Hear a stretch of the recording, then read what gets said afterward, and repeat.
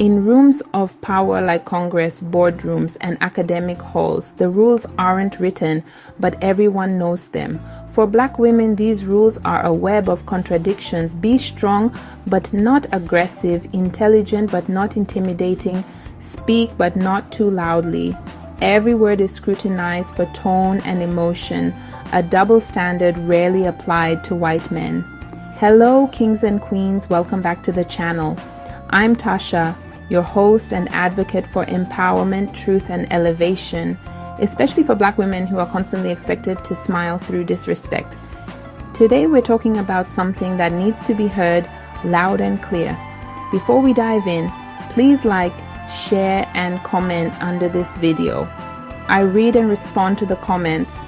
If you like the content, please subscribe and share it with a Black queen, an ally, your daughter, or anyone who may benefit from this content. If you are an ally standing up for diversity and inclusion, we thank you and appreciate you. Let's dig in. When disrespect goes unchecked, it signals that Black women's credentials and contributions are always secondary to their identity. Defending Black women in these spaces isn't just about individuals. It's about challenging the very architecture of exclusion. When a Black woman refuses to play by these unfair rules, it's a revolutionary act. Her refusal to absorb disrespect is a declaration she belongs not as a guest but as a rightful participant. This act of self-defense becomes liberation for others who've been told to be grateful just to be present. Every stand taken cracks the foundation of an unjust structure, letting in the light for all. In May 2024, a congressional hearing became a stage for a stark display of disrespect. Representative Marjorie Taylor Greene hurled a personal insult at Representative Jasmine Crockett, an attempt to belittle and provoke. The room fell silent, but Crockett didn't shrink or ignore the slight. She demanded the words be struck from the record, using the institution's rules to hold her colleague accountable. Her response was calm, firm, and strategic, a masterclass in standing one's ground. Crockett's now famous retort wasn't just a clapback, it was a reclamation of power. She made it clear, respect is not negotiable. In a space where Black women are expected to absorb insults, Crockett chose to stand tall and speak up. Her actions resonated far beyond that room, reminding millions that boundaries of decency must be upheld. She didn't ask for respect, she demanded it. Crockett's stand was a lesson in self-advocacy and a refusal to be silenced. In that moment, she redefined what it means to own your power in the halls of Congress. Crockett's response was more than a personal victory. It was a public act of validation for Black women everywhere. By refusing to let disrespect slide, she gave others permission to defend their dignity. Her stand provided a new script. Our worth is inherent, and defending it is strength, not weakness. The moment forced a national conversation about double standards and bias in leadership. Allies learned, detractors were held accountable, and the private frustrations of Black women became a public reckoning. Each act of truth-telling chips away at a system that demands silence. Crockett's courage makes the path easier for those who follow. Her single act sent waves of empowerment and hope, proving the power of speaking truth without apology.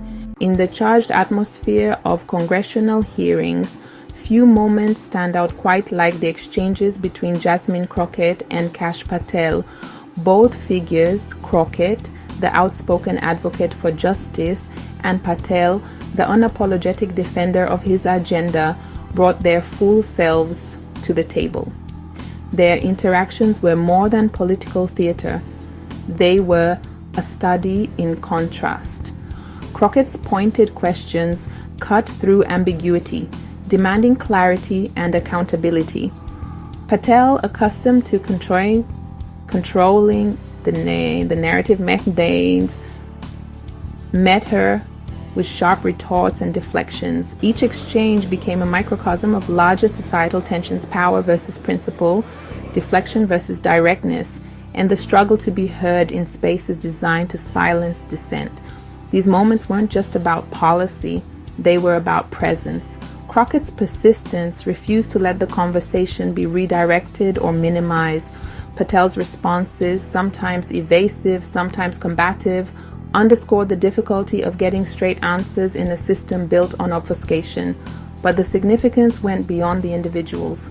Their clashes highlighted the broader challenges Black women face when holding powerful figures to account. Crockett's resolve in the face of resistance modeled what it means to demand respect and transparency, not just for herself, but for everyone watching. In these heated exchanges, the stakes were clear. Whose voice gets to shape the narrative and who must fight to be heard?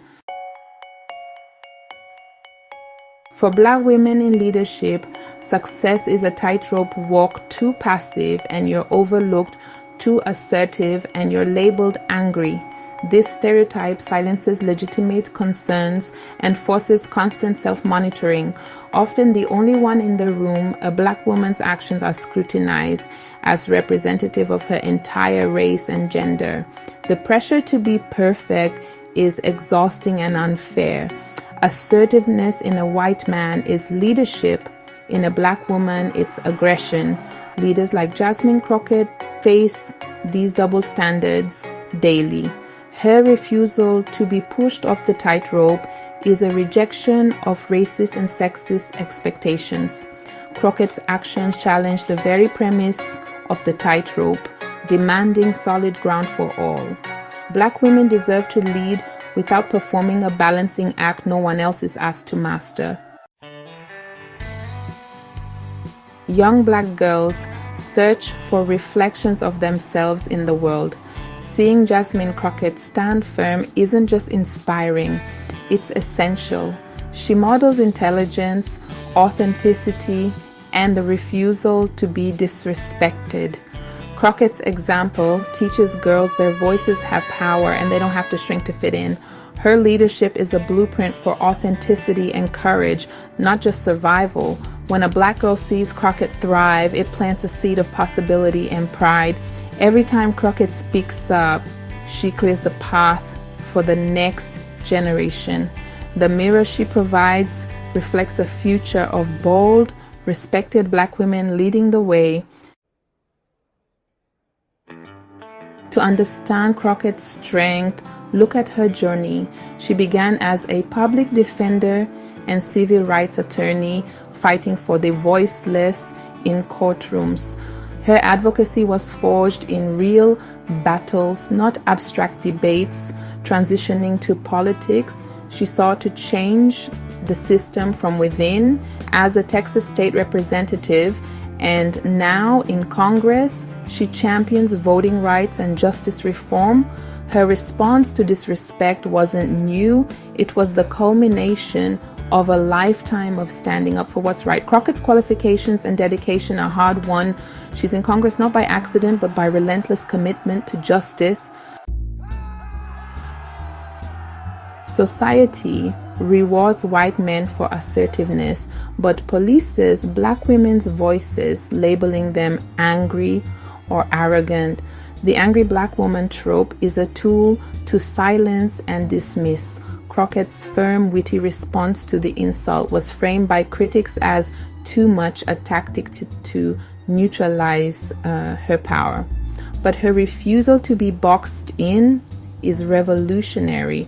To every woman of color who's been told she's too much, your voice is your greatest asset. Don't let others' discomfort dictate your presence. Stand tall in your truth, as Crockett did. Your presence is your power, your voice the tool to wield it. When you refuse to be diminished, you create space for others to follow. That's how we change the world, one courageous voice at a time. If you find the content interesting, I welcome you to the conversation. Looking forward to your comment below. Bye for now. See you in my next one.